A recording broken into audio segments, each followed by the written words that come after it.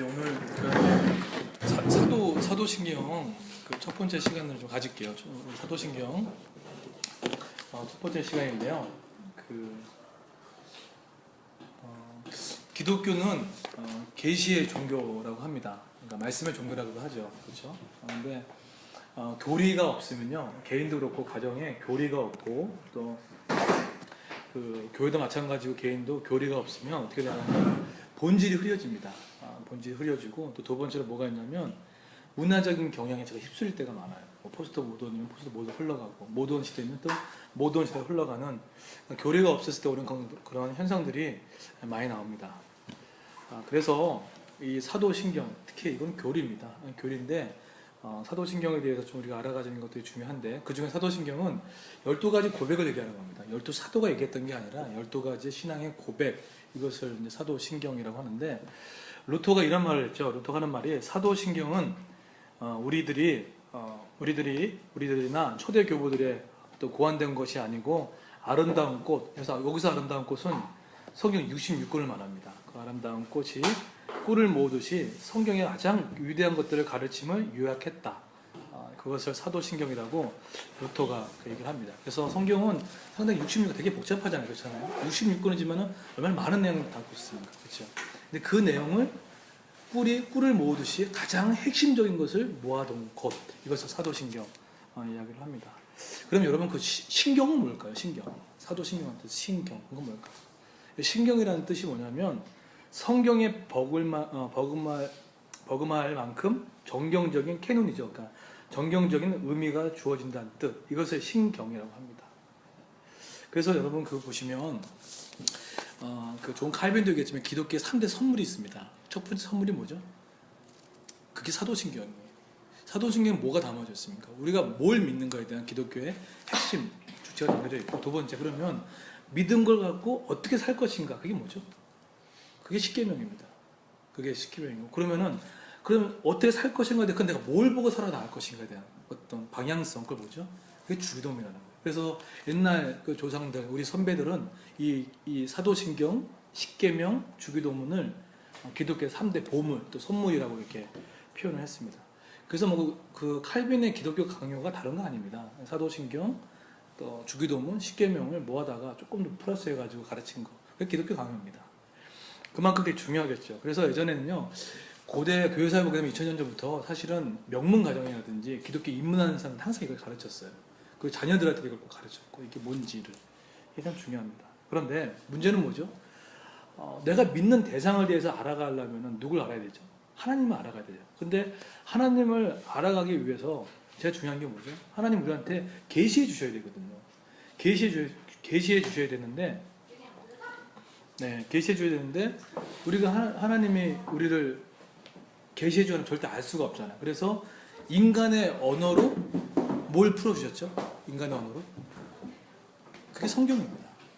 그러니까 너희가 나를 알았으면 좋겠다 라고 했는데, 그에 대해서 우리가 알 수가 없잖아요. 그죠? 그래서 하나님께서 계시로 드러내 주신 거예요, 자신을. 그래서 기록된 성경을 성경이라고 합니다. 그러니까 계시 종교라는 얘기가 바로 이제 그 뜻을 이렇게 이제 가지고 있습니다. 그래서 여러분, 그 사도신경은 뭐에 대한 고백이죠? 사도신경은 삼위일체에 대한 신앙 고백입니다. 그래서 총 몇 가지가 되어 있습니다. 단락별로 12 단락으로 되어 있어요. 그래서 우리 교회학교 선생님 잘 아시면 좋겠다는 생각이 드는데, 12단락 중에 가장 첫 항목과 두 번째 항목과 그러니까 2번부터 7번까지 쉽게 1번과 그 다음에 2번부터 7번 또 8번부터 12번까지 이렇게 나눌 수 있습니다. 그래서 사도신경을 뭐라고 얘기하냐면은 삼위일체 신앙 고백이라고 표현합니다. 자, 그러면 1번이 뭐죠? 오늘 우리가 할 거. 전능하사 천지를 만드신 하나님 아버지를 내가 믿사오며, 나오죠. 이게 뭐에 대한 고백이죠? 성부 하나님에 대한 고백인 거예요. 근데 이 고백에 무슨 내용이 있죠? 창세기 1장 1절에 기초로 해가지고 대한 신앙 고백으로 구약성경 전체를 담겨져 있어요. 그만큼 그 성경 66권의 구약성경의 핵심이 담겨져 있는 거. 그게 바로 성부 하나님에 대한 신앙 고백을 그렇게 하고 있다는 거예요. 자, 그러면 여러분 물어볼게요. 사도신경 가운데 가장 많이 차지하는 고백이 어떤 겁니까? 두 번째부터 7번째예요. 누구에 대한 고백이죠? 성자 예수님에 대한 고백입니다. 성자 예수님에 대한 고백은 신약 성경에 뭐뭐 있죠? 사복음서와 사도행전에 나타난 예수님에 대한 신분, 예수님 누구냐, 그리고 그분의 사역이 뭐냐에 대한 요약이 바로 두 번째 고백입니다. 그 다음에 쭉 이어지는 거. 전능한 천지를 만드신 하나님 아버지를 믿사오며 그 외아들부터 시작해가지고 예수에 대한 고백, 이것을 성자 예수님에 대한 고백을 이렇게 나타납니다. 자, 그럼 마지막은 뭘까요? 8제부터 12번째까지 마지막 고백. 그 성령 하나님께 대한 고백. 그러면 성경이 어디 들어갈까요? 신약 성경 서신서와 요한계시록에 들어갑니다. 그리고 요한계시록에 나타난 성령과 교회, 구원, 종말에 대한 요약. 이것이 바로 성령 하나님께 대한 신앙 고백. 이렇게 세 가지 파트로 나눠지는 거예요. 그게 바로 사도신경에 등장한 삼일체 고백입니다. 그래서 오늘은 첫 번째 그 시간인데, 첫 번째입니다. 오늘 천지를 만드신 하나님 아버지를 내가 믿사오며, 이 파트입니다. 이 단어에 뭐에 그 답이 담겨져 있습니까? 뭐가 담겨져 있죠? 우주가 어떻게 생성됐고 인간이 무엇이냐, 인간이 어디서부터 나고 어디로 가느냐에 대한, 거기에 모든 답을 이 한 구절에 담겨져 있다. 그래서 그 전지를 만드신 하나님 아버지를 내가 믿사오며, 원문 성경이 있지 않습니까? 개역 성경 말고 NIV 말고요. 그냥 원문 성경 보게 되면은 가장 먼저 나오는 게 이 believe, 그러니까 다른 데서는 내가 믿사오며가 후반에 나오잖아요. 근데 원문 성경에는요, I believe가 가장 초반에 나옵니다. I believe. 되게 적극적인 표현이거든요. 내가 믿습니다. 내가 믿습니다. 그렇게 표현 나옵니다. 나오는데 우리 아버지니까, 그게 전능하신 분이니까 표현합니다. 근데 여러분 물어볼게요. 왜 아버지라고 표현했을까요? 왜 아버지라고 표현했을까요? 어머니도 있고 아버지도 있고. 왜 아버지라고 표현했을까요? 그건 예수님이 아버지라고 부르기 때문인 겁니다. 여러분 구약에서 아버지라는 표현이 몇 번 나오죠? 극히 적어요. 한 17번 정도? 근데 신약에서는 몇 번 정도 나올까요? 100번 넘을까요? 말까요? 신약에서는 무려 170번 정도 나옵니다. 특히 복음서에는 엄청 많이 나오는 거죠. 산상수훈의 가장 핵심 사상이 무슨 사상입니까? 아버지 사상이에요. 주기도문의 첫 번째는 뭘로 시작됩니까? 하늘에 계신 우리 아버지. 맨 끝에 뭐가 나오죠? 성령에도 아버지를 끝나요. 그러니까 그만큼 뭐죠? 아버지 사상이라는 거예요. 그러니까 전능하기 때문에 아버지를 믿는 게 아니라 내 아버지가 전능하신 거예요. 그렇게 보는 거예요. 이게 말의 한 끗 차이인데 되게 중요한 겁니다. 친밀성이 달라지는 거거든요. 전능하다라고 해버리면 그냥 신처럼 느껴지는 부분인데, 내가 아버지이기 때문에 나의 아버지 그 대심이, 그 아버지가 창조주시고 그 아버지 대심이 심판자고 창조 대심들에 대한 이야기를 이렇게 얘기를 하고 있어요. 자, 그랬을 때 우리가 봤을 때, 그러면 창조주 하나님에 대해서 천지를 만드신 이 표현이 얘기해 준 게 뭘까요? 천지를 만드신 요 표현이 알려준 게 뭘까요? 천지를 만드신 이 표현 안에 들어가진 표현이 뭐냐면, 누가 창조주냐, 그리고 누가 피조물이냐, 그리고 또 이 표현 안에 뭐가 들어있냐면요, 하나님의 역할은 무엇이고 또 우리의 역할은 무엇인가에 대한 그 표현들이 들어가 있어요. 그러니까 천지를 지으신, 이 구별되어 있는 거죠. 그래서 여러분 그 지구에는요, 생명체가 엄청 많잖아요. 한 학자마다 다르긴 한데 200만 이상, 300만 이상 정도 이렇게 엄청 많은 생명체가 있는데, 그 중에 가장 특별한 생명체가 어떤 걸까요? 이게 인간입니다. 인간이에요. 인간인데 다른 동물에게는 없는 뭐가 있죠? 지성, 감정, 의지로 구성된 독특한 인간으로 되어 있습니다. 여러분 근데 신앙생활하면 그런 생각 해보셨어요? 이 우주가 어떻게 생성되는지, 또 인간은 어디서부터 나고 어디로 흘러가는지, 그리고 또 한 가지, 인간은 어떤 존재인지, 요것을 공부한 학문을 뭐라 그럽니까? 이게 철학이에요. 이거 철학이고, 그걸 뭐라고 하면 그게 종교라고 하거든요. 근데 이것에 대한 답은 세상은 뭘로 얘기를 하죠? 진화론에서 얘기도 하고 많은 이론을 갖고 하는데, 우리는 뭡니까? 창세기 1장 1절이 그걸 다 얘기를 해주고 있는 거예요. 창세기 1장 1절, 태초에 하나님이 천지를 만드셨다. 창조하셨다. 거기 그 문장 안에 뭐가 포함됐습니까? 우주의 기원과 인간의 기원이 나오는 거예요. 거기서부터 시작됐다는 얘기를 하고 있습니다. 그럼 하나 볼게요. 하나님의 형상으로 인간이 만들어졌다. 이거 뜻이 뭘까요? 하나님의 형상으로 인간이 만들었다는 뜻이 뭘까요? 하나님의 형상으로 인간이 만들어졌다. 어떤 거죠? 동공이 혹시 어떤 거죠?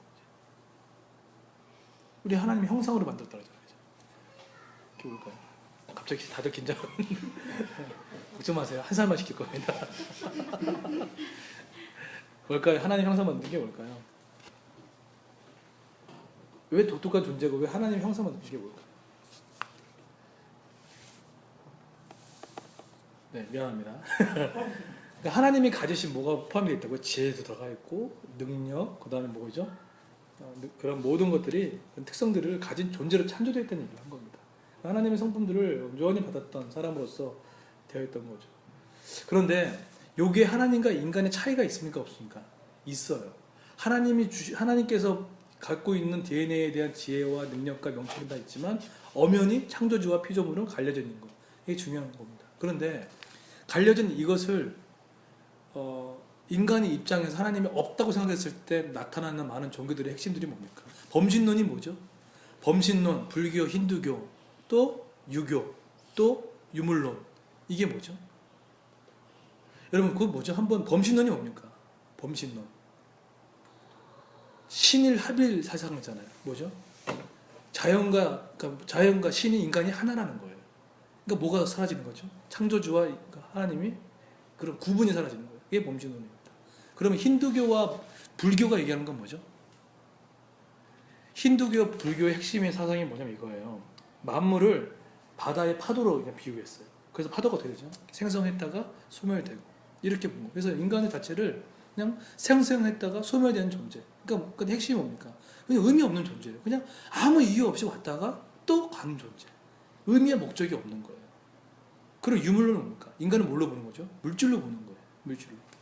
근데 창세기 1장 1절에 태초에 하나님의 천지를 창조하시는 이 말을 가운데는 그렇지 않다는 거예요. 무의미하지 않다는 거예요. 하나님이 창조하셨고 창조주고 피조물이고 내가 널 택한 이유가 있고 목적이 있다는 그 사실에 대한 여부를 가지고 있다는 겁니다.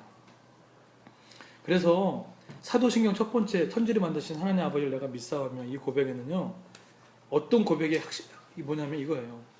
창조주와 인간의 의미를 가지고 있다. 이것만 인식해도 오늘 될 것 같아요. 창조주 하나님과 인간의 구별된 그 선이 있다.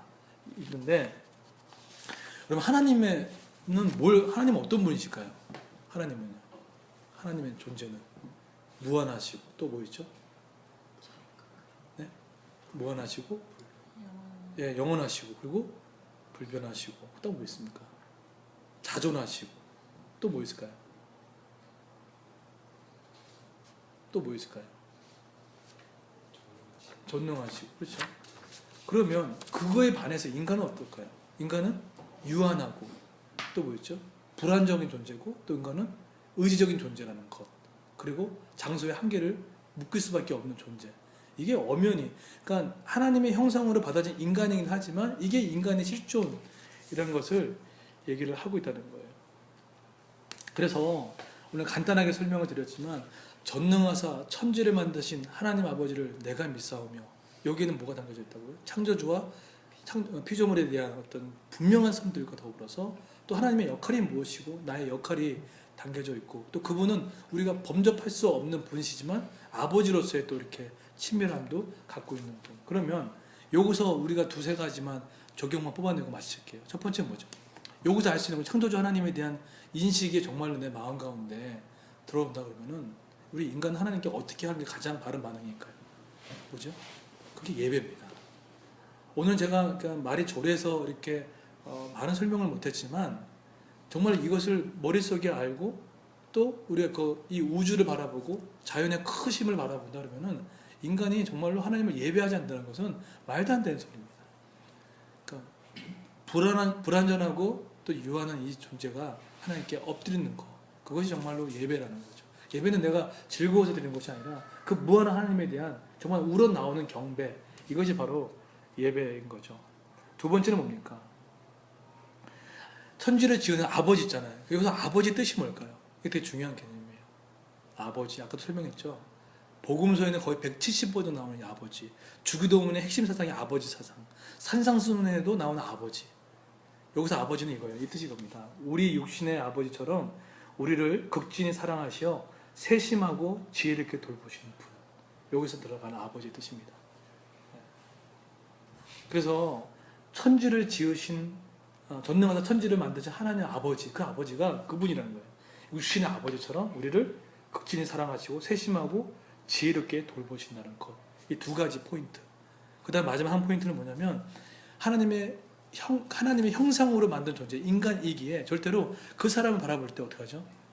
어떤 가치, 어떤 도구로, 수단으로 바라보지 말고 존재이기에 너무 귀한 존재로서 바라보는 것. 이것들이 너무나 중요하다는 거죠. 그래서 이 세 가지, 우리 전능하사 천지를 만든 하나님 아버지를 믿사오며, 이 성부 하나님의 신앙의 고백이 우리도 공동체 안에 있기를 바라도록 하겠습니다. 기도하겠습니다. 같이 한번 우리 찬양 한번 할까요? 우리 찬양을 할게요. 그 아까 세 번째 찬양.